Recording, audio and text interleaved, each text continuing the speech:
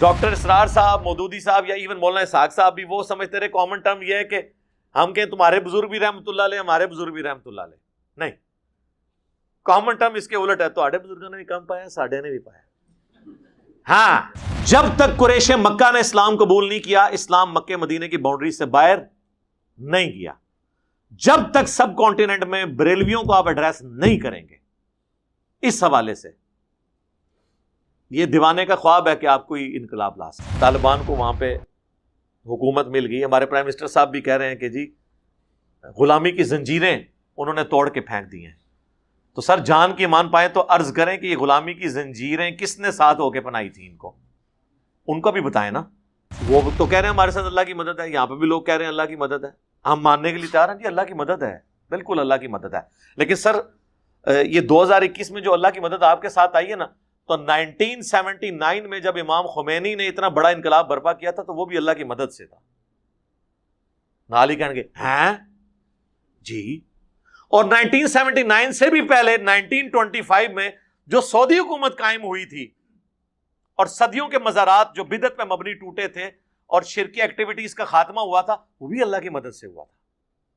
یہ تو نہیں کہ اہل حدیث ریاست قائم ہو تو اللہ کی مدد نہیں، شیعہ ریاست قائم ہو تو اللہ کی مدد نہیں، اور دیوبندی ریاست قائم ہو جائے تو اللہ کی مدد.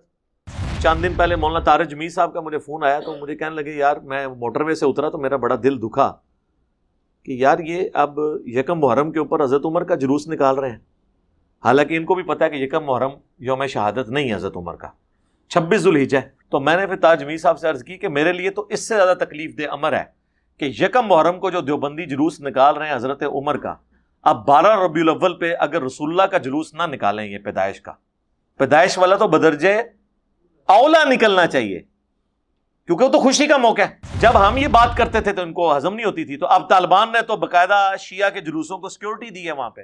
میں تو یہ جملہ بول دوں تو یہ سارے پنجے جھاڑ کے میرے پیچھے پڑ جائیں کہ ایران کا ایجنٹ ہے.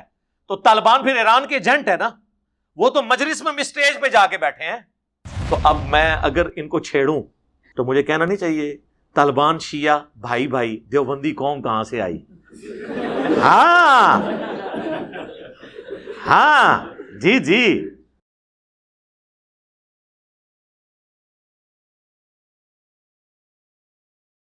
السلام علیکم. لا حول ولا قوة الا بالله حسبنا الله ونعم الوکیل یا حی یا قیوم برحمتک استغیث. اچھا سوالات میرے پاس اس وقت آپ یہ دیکھ لیں جتنا بڑا تھدا آیا ہوا ہے، اس کو ختم کرنے کے لیے بھی شاید 2 دن چاہیے ہوں. تو میں کوشش کروں گا کہ اس میں جو ڈیٹیل طلب سوالات ہیں میں ان کے ڈیٹیل آنسر دوں. باقی میں ورڈکٹ ہی دوں گا صرف.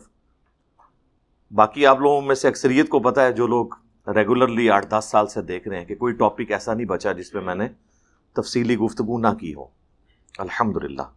علی بھائی کیا ہمیں دین کو غالب کرنے کے لیے خلافت کی ضرورت ہے؟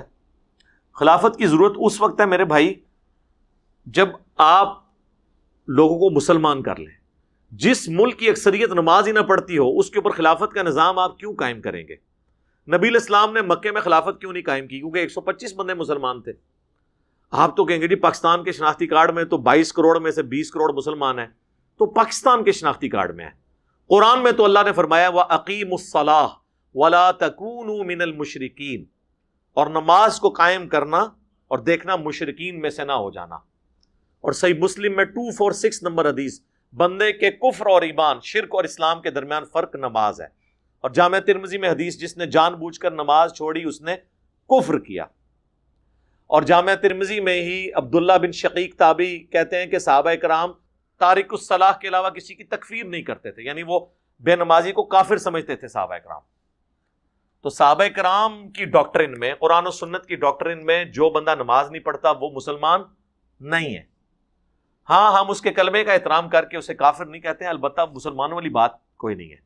باقی جب وہ مسلمان ہی نہیں ہے تو اس پہ خلافت کیوں قائم کرنی ہے؟ اس چور کے ہاتھ کاٹنے کا کیا فائدہ ہے جو نماز ہی نہیں پڑھ رہا؟ وہ تو اسلام کو سیریس نہیں لے رہا. اور خلافت کا نظام اور اسلامی سزائیں مسلمانوں کے لیے ہیں. ہندو چوری کرے گا تو اس کے ہاتھ نہیں کٹیں گے، یہ ذہن میں رکھیں. تو خلافت کا شوق تو بڑا ہوتا ہے لوگوں کو. تو ویسے تو یہ بڑا زبان کا چسکے آپ کرتے رہے، تو ہم اسی کے لیے تو تیاری کر رہے ہیں. ہم بیسک لیول کے اوپر لوگوں کو ایجوکیٹ کر رہے ہیں، قرآن کی توحید کے ساتھ جوڑ رہے ہیں، نبی علیہ السلام کی سنت کے ساتھ جوڑ رہے ہیں. یہ وہ کام ہیں جو مولانا مودودی اور ڈاکٹر اسرار صاحب رحمہم اللہ اجمعین، ان لوگوں نے اس چیز کی طرف توجہ نہیں کی ہے. وہ اپنا ایسٹ سمجھتے رہے دیوبند کو، یا ڈاکٹر اسرار صاحب کے ساتھ کچھ اہل حدیث بھی لگ گئے. جو میجورٹی تھی یہاں پہ بریلوی، ان کو انہوں نے اگنور کیا. تو آپ دیکھ لیں اب وہ صرف اخبارات پڑھنے تک رہ گئی ہیں جماعتیں. میں اب غرور کے ساتھ دعویٰ نہیں کرتا، لیکن ایک حقیقت ہے کہ ہماری دعوت سے جو لوگ جڑے ہوئے ہیں، ان دونوں کے جمع کر کے، بلکہ پاکستان میں کئی فرقے ہیں جو تعداد کے اعتبار سے ہمارے اسٹوڈنٹ سے کم ہے، کیونکہ ہم نے اصل مسئلہ آئیڈینٹیفائی کر لیا. دیکھیں شیعہ سے آپ نے بات کرنی اور آپ کہیں گے جی میں نے یزید کو ڈسکس نہیں کرنا، میں نے جمل صفین نہروان ڈسکس نہیں کرنی، آؤ قرآن و سنت پہ اکٹھے ہو جائیں. تو یہ دیوانے کا خواب ہی ہے، کیونکہ ان کا اصل مسئلہ یہی ہے. آپ بریلویوں سے کہیں چھوڑیں جو دیوبندیوں نے گستاخیاں کی ہیں، وہ خود بھگتیں گے ان کے بزرگ، آئیں ہم قرآن و سنت پہ اکٹھے ہوں. وہ کہیں گے نہیں جی ہماری تو تفریح کی گستاخانہ عبارتوں پہ تھی. تو ہم نے اسی لیے موضوع بنایا اختلافی موضوعات کو، تاکہ کامن ٹرم کے اوپر لوگ اکٹھے ہوں. یہ بھی تو ہے نا، تعالوا الی کلمۃ سواء بیننا وبینکم. ڈاکٹر اسرار صاحب، مودودی صاحب، یا ایون مولانا اسحاق صاحب بھی وہ سمجھتے رہے کامن ٹرم یہ ہے کہ ہم کہیں تمہارے بزرگ بھی رحمۃ اللہ علیہ، ہمارے بزرگ بھی رحمۃ اللہ علیہ. نہیں، کامن ٹرم اس کے الٹ ہے، تو بزرگوں نے بھی کم پایا، ساڈے نے بھی پایا. ہاں، اور کامن ٹرم یہ ہے کہ ہاں بریلوی جو آپ کہہ رہے ہو نا کہ یہ دیوبندی گستاخ ہیں، ہم آپ کے ساتھ ہیں، انہوں نے گستاخیاں کی ہیں، لیکن آپ کے بزرگوں نے بھی چشتی رسول اللہ پڑھوایا. اگر انہوں نے اشرف علی رسول اللہ پڑھوایا تو یہ کامن ٹرم ہوگی. شیعہ کے ہم ساتھ ہیں کہ حضرت علی کے ساتھ جو زیادتیاں کی ہیں اور ممبروں پر ان پہ لعنت کروائی گئی، بالکل غلط ہوا. لیکن آپ بھی تو بنو امیہ کے طریقے پہ ہو، آپ باقی صحابہ پہ لعنت کر رہے ہو ممبر سے، تو آپ تو خود بنو امیہ کی پارٹی ہو، حضرت علی کی پارٹی تو نہیں ہو. حضرت علی نے تو جنگ صفین میں نے ناج البلاغہ سے خطبہ پڑھ کے سنایا، انہوں نے اپنے ساتھیوں کو، جنگ کے دوران تو اجازت ہوتی ہے بندہ جو مرضی بول لے، گالی گلوچ کرتے سنا تو انہوں نے کہا اہل شام کو گالی مت دو، ان کی غلطی ان پر ہائی لائٹ کرو تاکہ وہ جو ہے اطاعت کے اندر واپس آ جائیں. تو آج کی ڈیٹ میں گالیاں نکالنے کا تو فائدہ نہیں، علمی طریقے سے آپ اختلاف رائے کریں جو ہم کر رہے ہیں. جب تک قریش مکہ نے اسلام قبول نہیں کیا، اسلام مکہ مدینے کی باؤنڈری سے باہر نہیں گیا. جب تک سب کانٹیننٹ میں بریلویوں کو آپ ایڈریس نہیں کریں گے. اس حوالے سے یہ دیوانے کا خواب ہے کہ آپ کوئی انقلاب لا سکیں. وقتی انقلاب ضرور آتے ہیں، وہ تو آپ دیکھیں لوگ بڑے فخر سے کہتے ہیں جی اللہ کی مدد آئی ہے. ابھی یہ جو کچھ ہوا اگست 2021 میں، طالبان کو وہاں پہ حکومت مل گئی. ہمارے پرائم منسٹر صاحب بھی کہہ رہے ہیں کہ جی غلامی کی زنجیریں انہوں نے توڑ کے پھینک دی ہیں. تو سر جان کی ایمان پائیں تو عرض کریں کہ یہ غلامی کی زنجیریں کس نے ساتھ ہو کے بنائی تھی، ان کو بھی بتائیں نا. تو سٹیٹمنٹ دیتے ہوئے ذرا غور کیا کریں. اس طرح کرنے سے کوئی ہمارے گناہوں پہ پردہ نہیں پڑ جانا، بہتر ہے خاموش ہی رہیں. اب وہ تو کہہ رہے ہیں ہمارے ساتھ اللہ کی مدد ہے، یہاں پہ بھی لوگ کہہ رہے ہیں اللہ کی مدد ہے. ہم ماننے کے لیے تیار ہیں جی اللہ کی مدد ہے، بالکل اللہ کی مدد ہے. لیکن سر یہ 2021 میں جو اللہ کی مدد آپ کے ساتھ آئی ہے نا، تو 1979 میں جب امام خمینی نے اتنا بڑا انقلاب برپا کیا تھا تو وہ بھی اللہ کی مدد سے تھا. نال ہی کہیں گے ہیں جی. اور 1979 سے بھی پہلے 1925 میں جو سعودی حکومت قائم ہوئی تھی اور صدیوں کے مزارات جو بدعت پہ مبنی ٹوٹے تھے اور شرکی ایکٹیویٹیز کا خاتمہ ہوا تھا، وہ بھی اللہ کی مدد سے ہوا تھا. یہ تو نہیں کہ اہل حدیث ریاست قائم ہو تو اللہ کی مدد نہیں، شیعہ ریاست قائم ہو تو اللہ کی مدد نہیں، اور دیوبندی ریاست قائم ہو جائے تو اللہ کی مدد. یا تینوں کو اللہ کی مدد مانے، یا ہماری طرح اس کا فیصلہ آخرت میں ہونے دیں کہ کون سی اللہ کی مدد کے ساتھ ہوا ہے اور کون سی دنیاوی کامیابی ہے. آپ پلیز آپ اس معاملے میں نہ پڑیں. باقی ہم ویلکم کہتے ہیں. میں کہتا ہوں یہ اس وقت کے جو طالبان ہیں، مجھے تو لگ رہا ہے کہ ہماری ویڈیوز ہی دیکھ کے کوئی نارملائز تو نہیں ہوئے ہوئے. وہ تو باتیں ساری وہی والی کر رہے ہیں. ہم دیوبندیوں کو جب کہتے تھے کہ یار شیعہ کو بھی حق ہے کہ وہ اپنا جلوس نکالیں، میں تو ویسے پبلک گیدرنگز کے خلاف ہوں جو روڈ بلاک کر کے ہوں، لیکن اگر کنٹرول انوائرمنٹ میں میلاد کا جلوس نکالنے کی اجازت ہے تو 10 محرم کا بھی نکالنے دیں ان کو. میں شرعی طور پہ اس کے جائز ناجائز ہونے کا فیصلہ نہیں کر رہا ہوں. اب تو چند دن پہلے مولانا طارق جمیل صاحب کا مجھے فون آیا تو مجھے کہنے لگے یار میں موٹر وے سے اترا تو میرا بڑا دل دکھا کہ یار یہ اب یکم محرم کے اوپر حضرت عمر کا جلوس نکال رہے ہیں، حالانکہ ان کو بھی پتا ہے کہ یکم محرم یوم شہادت نہیں ہے حضرت عمر کا، 26 ذوالحجہ ہے. میں نے اس پہ لیکچرز ریکارڈ ہیں میرے. تو چلو سپوز ہوتا بھی تو کل تک آپ 10 محرم کے جلوس کو غلط کہہ رہے تھے، اب آپ کس منہ سے نکال رہے ہیں؟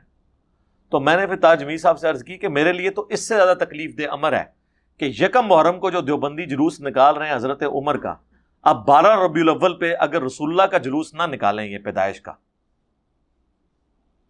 پیدائش والا تو بدرجے اولا نکلنا چاہیے کیونکہ وہ تو خوشی کا موقع ہے، وہ شہادت تو خوشی کا موقع نہیں ہے. اور یہ خود ہی آپ کہتے ہیں سوگ تو وہ جناب 3 دن تک کے لیے ہوتا ہے، تو غم حسین کیوں منایا جا رہا ہے؟ اس لیے کہ وہ غم حسین ہے، سوگ حسین نہیں ہے. تو حضرت عمر کو 3 دن ہوئے ہیں شہید ہوئے، آپ بھی تو یکم محرم کا جلوس نکال رہے ہو. لیکن اس سے بڑھ کر اگر 12 ربیع الاول کا جلوس نہیں نکالتے تو اس کا مطلب ہے کہ آپ لوگ یہ سب کچھ حضرت عمر کی محبت میں نہیں کر رہے، بلکہ واقعہ کربلا کو ڈائلیوٹ کرنے کے لیے کر رہے. ورنہ رسول اللہ سے کروڑوں عمر قربان ہو حضور کے قدموں پر، اور کروڑوں حسین قربان ہو جائیں حضرت رسول اللہ کے قدموں پر صلی اللہ علیہ وآلہ وسلم. ہم تو ان کی نسبت کی وجہ سے کر رہے ہیں نا. جامعہ ترمذی میں حدیث ہے کہ اللہ سے محبت کرو کہ اس نے تمہیں نعمتوں سے نوازا ہے، اور مجھ سے اس لیے محبت کرو کہ میں اللہ کا رسول ہوں، اور میرے اہل بیت سے اس لیے محبت کرو کہ ان کی نسبت میرے ساتھ ہے. ہم اگر اہل بیت سے محبت کرتے ہیں تو حضور کی وجہ سے کر رہے ہوتے ہیں. صحابہ سے اگر ہماری عقیدت ہے تو نبی علیہ السلام کی وجہ سے. تو 12 ربیع الاول کا جلوس کیوں نہیں نکالتے؟ اچھا شیعہ نکالتے ہیں، 12 ربیع الاول کا بھی نکالتے ہیں وہ. میں تو یعنی کہ میں اس کو دوسری طرف تو جب ہم یہ بات کرتے تھے تو ان کو ہضم نہیں ہوتی تھی. تو اب طالبان نے تو باقاعدہ شیعہ کے جلوسوں کو سیکورٹی دی ہے وہاں پہ. میں تو یہ جملہ بول دوں تو یہ سارے پنجے جھاڑ کے میرے پیچھے پڑ جائیں کہ ایران کا ایجنٹ ہے. تو طالبان پھر ایران کے ایجنٹ ہے نا، وہ تو مجلس میں اسٹیج پہ جا کے بیٹھے ہیں، ان کے ہاتھ میں سلطہ ہے، بندوق ہے، اس لیے نہیں ہے بول رہے ان کے بارے میں. ورنہ پاکستان کے سارے دیوبندی جو ہیں وہ پنجے جھاڑ کے ان کے پیچھے پڑ جاتے. تو اللہ کا شکر میں اس چیز کو پازیٹیو سمجھ لوں، ماڈریٹ ہیں، ہونا چاہیے، اس سے بھی زیادہ ہونا چاہیے. یہ ایک خوشائن چیز ہے کہ ان کو چلیں نئی نسل ہے نا جی. جس طرح وہ سرائے سینا میں جو نسل پروان چڑھی تھی نا، حضرت موسیٰ کے ساتھیوں کو جو بات سمجھ نہیں آئی وہ سرائے سینا میں حضرت موسیٰ کے ساتھیوں کی اولاد کو سمجھ آ گئی، کیونکہ انہوں نے ٹف ماحول میں آنکھ کھولی تھی. تو اس وقت آپ کو جتنے لوگ یہ نظر آ رہے ہیں 20-22 سال کے بچے، یہ تو 11 ستمبر کے واقعے کے بعد پیدا ہوئے ہوئے ہیں، یا اس زمانے میں یہ شیر خوار تھے جو اس وقت طالبان آپ کو نظر آ رہے ہیں. تو انہوں نے یہ سارا مشکل پیریڈ گزارا، پھر انٹرنیٹ کا دور ہے، اس کی برکات ہیں، دیکھیں ان کو چیزیں سمجھ آ رہی ہیں. اور ہمارے لیے تو بہت خوشائن بات ہے. میں تو افغان مہاجرین کو اس حوالے سے نعمت سمجھتا ہوں جو زیادہ دور میں آئے تھے، کہ یہ جب واپس گئے ہیں، کئی لوگ واپس بھی گئے ہیں، ان کی برکت سے کم از کم اردو زبان ایکسپورٹ ہو گئی ہے. ابھی بھی آپ دیکھیں وہ جیو کے جو رپورٹر ہیں بڑے کریڈیبل، اعزاز سید، تو وہاں وہ انٹرویو کر رہے ہیں تو لوگ اردو بول رہے ہیں. یہ تھوڑی نعمت ہے کہ وہ لوگ جو لکھنا پڑھنا نہیں جانتے اردو بول رہے ہیں. اور نیٹ ساروں کے پاس ہے سرکار، 4G ہم سے پہلے افغانستان میں آیا ہوا ہے، ذہن میں رکھیے گا. تو ہمارے لیے تو ون ون سچویشن ہے. میرے تو کئی اسٹوڈنٹس ہیں افغانستان کے اندر، آج سے نہیں، جب سے وہاں پہ امریکہ کا قبضہ تھا اس وقت سے بھی مجھے ای میلز آتی تھی کہ یہاں پہ لوگ ویڈیوز دیکھتے ہیں. اب تو ہمارے لیے تو دعوت کا ایک اور سلسلہ کھول گیا ہے. ٹھیک ہے، تو یہ تو علماء جو اب وہاں جا کے بھی پتہ نہیں ان کو بھی ملیں گے تو جو مرضی کریں. ہم نے تو انشاءاللہ تعالی، بلکہ ہمارے ایک اسٹوڈنٹ نے تو وہ پشتو زبان میں، فارسی زبان میں بھی ترجمہ کرنا شروع کر دیا انشاءاللہ، کیونکہ یہ 2 زبانیں مینلی وہاں پہ چلتی ہیں نا جو پڑھائی لکھائی کے اندر. تو 5B کا آ رہا ہے انشاءاللہ ترجمہ، کربلا والا ریسرچ پیپر. کربلا کے بغیر سمجھ نہیں آنی ہے. جہاد اور خلافت کی بات ہو اور حسین کو آپ بیچ میں سے نکال دیں. تھوڑی سی کمیونٹی حق کے لیے کھڑی ہو اور اکثریت ان کا ساتھ نہ دے تو پھر حسین کی مثال دی جائے گی نا، دیتے تو وہی ہیں. ایون دیکھ لیں آپ جو دوسری ایک جہادی تنظیم ہے داعش، تو بہت ایکسٹریمسٹ ہیں، لیکن آپ وہ دیکھیں ان میں اکثر کٹر قسم کے سلفی اہل حدیث ہیں، لیکن ان کا امیر بھی جب بات کرتا ہے تو حضرت حسین کی مثال دیتا ہے. صحیح غلط یہ علیحدہ بات ہے. آپ کے ملک کے اندر مولانا فضل الرحمان صاحب جب دھرنا لے کے نکلے ہیں، عمران خان کو انہوں نے یزید کہا ہے، اپنے آپ کو حسین نہیں کہا، لیکن آلموسٹ میسج تو یہ دیا. لاہور میں انہوں نے تقریر کرتے ہوئے کہا کہ امام حسین علیہ السلام کے ساتھ بھی تو ساتھی تھوڑے تھے، امام بھی کہا حسین کو، علیہ السلام بھی کہا. ویسے ہم جتنا مرضی کوشش کر لیں ان کو مروا نہیں سکتے. ہم کہتے ہیں بخاری میں امام حسین کے ساتھ علیہ السلام لکھا ہے، امام بخاری نے 3748 نمبر حدیث میں برأس الحسین علیہ السلام، حضرت حسین کا سر کاٹ کے نعوذ باللہ لا کے رکھا گیا عبید اللہ ابن زیاد کے سامنے تشت میں، اس میں امام بخاری نے لکھا ہے برأس الحسین علیہ السلام. تو یہ نہیں ماننے کے لیے تیار. اللہ کی لعنت ہو ان لوگوں پر جنہوں نے حسین ابن علی کے ساتھ یہ ظلم کیا. ان پہ اللہ کی لعنت، اللہ کے فرشتوں کی لعنت، تمام لعنت کرنے والوں کی لعنت. آمین. تو ہم کہتے ہیں کہ جو ماڈریٹ ہو رہے ہیں بہت اچھی. تو اب میں اگر ان کو چھیڑوں تو مجھے کہنا نہیں چاہیے طالبان شیعہ بھائی بھائی دیوبندی قوم کہاں سے آئی. ہاں جی جی، یہ تو کہتے تھے نا وہ، آپ کو پتا نا وہ بریلوی نعرہ لگایا کرتے تھے نا، شیعہ سنی بھائی بھائی دیوبندی قوم کہاں سے آئی. اب یہ نعرہ بدل دیں، اب آپ کہیں طالبان شیعہ بھائی بھائی دیوبندی قوم کہاں سے آئی. یہ سارے فضل الرحمان صاحب بھی مبارکباد کا خط لکھ رہے ہیں ان کو، مفتی تقی عثمانی صاحب بھی خط لکھ رہے ہیں. تو خالی خط لکھ رہے ہیں، ان کے اس جیسچر کو فالو نہیں کریں گے آپ. یہاں تو ابھی بھی کئی علاقے ہیں جہاں سے شیعہ کے جلوس گزرتے ہیں تو یہ اوپر سے ان کے اوپر گرم پانی پھینکتے ہیں، پتھر مارتے ہیں، ٹھیک ہے جی، مرچیں پھینکتے ہیں ان کے اوپر. یہ تو ابھی رد الفساد اور یہ ضرب عضب کی برکت کے بعد معاملات کچھ کنٹرول ہوئے ہیں، ادروائز آپ کو پتہ یہ کیا کچھ نہیں ہوتا رہا یہاں پہ. تو کم از کم طالبان سے آپ یہ تو سیکھ لیں. تو ہمارے لیے تو ون ون سچویشن ہے. ہم کہتے ہیں کہ جتنے بھی یہ معاملات اس وقت دنیا میں آ رہے ہیں انشاءاللہ تعالی بہتری کی طرف ہی گامزن ہوں گے. اور ان چیزوں میں یہ چیزوں کو بھی ذرا نوٹ کیا کریں کہ وہ کس طریقے سے گڈ جیسچر دے رہے ہیں، کہ مجلس میں جا کے وہ بیٹھے ہوئے ہیں، ٹھیک ہے جی، جلوسوں کو وہ پروٹیکشن پرووائڈ کر رہے ہیں. ان کو نہیں پتا کہ یہ کیا چیزیں ہو رہی ہیں، لیکن ان کو بھی حق ہے جی. دنیا میں ہر انسان کو جینے کا حق ہے، آپ اس سے اس کے جینے کا حق نہیں چھین سکتے. یار اللہ بھی تو کافروں کو پال رہا ہے نا. دنیا میں مسلمان کتنے ہیں؟ 20% بھی نہیں ہوں گے، باقی 80% تو کافر ہیں. تو ان کو اللہ تعالیٰ نہیں کیا رزق دے رہا. باقی ہمارا کام صرف دعوت ہے.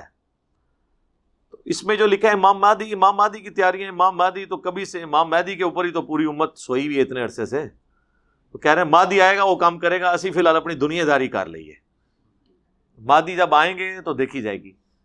اور یہ جو ہمارے بعض جو واعظین ہیں وہ امت کا خون گرمانے کے لیے ذرا سی طالبان کی کوئی چھیڑ چھاڑ شروع ہو تو وہ فوراً امام مہدی کی خراسان شروع کر دیتے ہیں. انڈیا میں چھیڑ چھاڑ شروع ہو تو غزوہ ہند شروع کر دیتے ہیں. خدا کے لیے جب معاملات ہوں گے نا اسی وقت پتہ چلے گا، ورنہ یہ پہلے وقت سے نہیں پتہ چل سکتا جب تک وہ معاملات سامنے نہ آ جائیں. یہ ذہن میں رکھیے گا. پہلے تو صحابہ کو نہیں پتہ چلا جنگ جمل کیوں ہار گئے تھے حضرت علی کے مخالفین، کہ وہ عمار ابن یاسر کو جب دیکھتے تھے نا حضرت علی کے گروہ میں تو ان کو حدیث یاد آتی تھی کہ صحیح بخاری اور مسلم دونوں میں حدیث ہے کہ عمار کو ایک باغی جماعت قتل کرے گی، عمار انہیں اللہ اور جنت کی طرف بلائے گا، وہ جماعت دوزخ کی طرف بلا رہی ہوگی. تو وہ ڈر جاتے تھے کہ حضرت علی کی جماعت جنت کی طرف بلا رہی ہے اور ہماری جماعت دوزخ کی طرف. تو کئی لوگ تو اس وجہ سے جنگ چھوڑ جاتے تھے. ان کو بھی نہیں پتا تھا کہ حضرت عمار ابن یاسر نے جمل میں شہید نہیں ہونا، صفین میں ہونا ہے. لیکن جمل والے بھی کانفیڈنس لوز کیے ہوئے تھے. علم غیب تو نہیں تھا اس زمانے میں ہوتا، عین ممکن ہے کہ جنگ جمل میں بھی حضرت عمار شہید ہو جاتے. تو اگر صحابہ کو اپنے زمانے میں معاملات کی اس طریقے سے سمجھ نہیں آئی تو آج کس طرح کوئی کر سکتا ہے؟ ہاں ماضی میں آپ دیکھ سکتے ہیں، آج کی ڈیٹ میں ہم جنگ جمل کے بارے میں ڈیسائیڈ کر سکتے ہیں کہ اس جنگ کے اندر حضرت عمار شہید نہیں ہوئے، تو یہ اسپیسیفکلی باغی ان کو کہا گیا، جنگ صفین والوں کو. حضور علیہ السلام کے زمانے میں کئی ایک پریڈکشن ہے کہ تم جو ڈھال کہ چہرے کی مانند جو لوگ ہیں ان کے ساتھ جنگیں کرو گے، تاتاریوں کے ساتھ. وہ تاتاریوں کے ساتھ جنگیں تو پھر 400-500 سال کے بعد ہوئی ہیں. تو آپ کو بخاری مسلم میں یہ تو ملے گا، لیکن اس وقت تک تو یہ کلیئر نہیں تھا کہ یہ کس زمانے میں ہے. آج ہم بتا سکتے ہیں کہ یہ حدیثیں کب فٹ ہوتی ہیں، وقت سے پہلے نہیں، وقت کے بعد.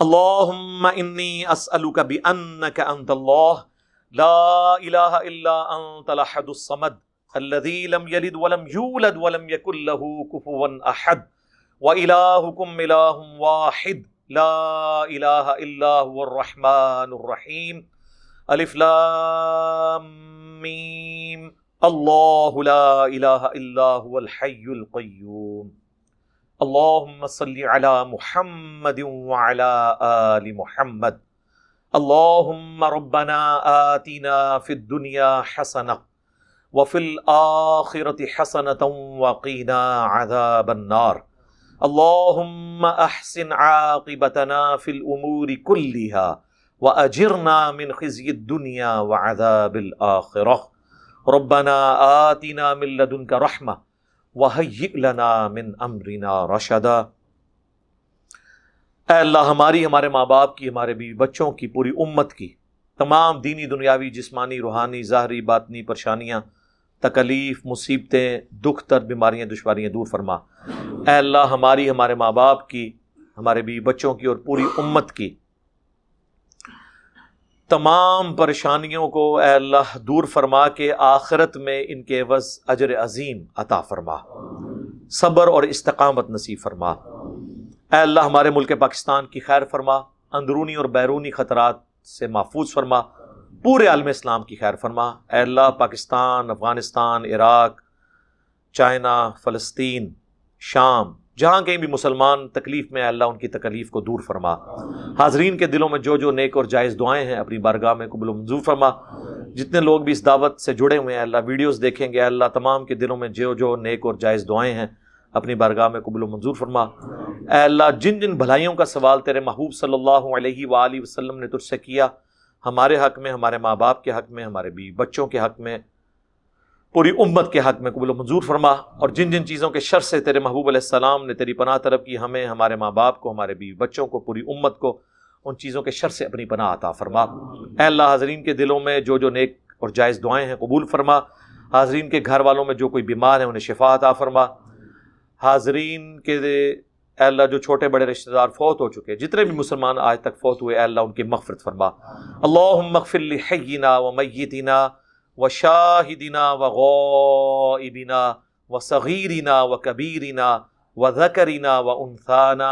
اللہم من احییتہ منا فاحیہ علی الاسلام ومن توفیتہ منا فتوفہ علی الایمان. اللہم صلی علی محمد وعلی آل محمد. سبحان ربک رب العزۃ عما یصفون وسلام علی المرسلین والحمد للہ رب العالمین.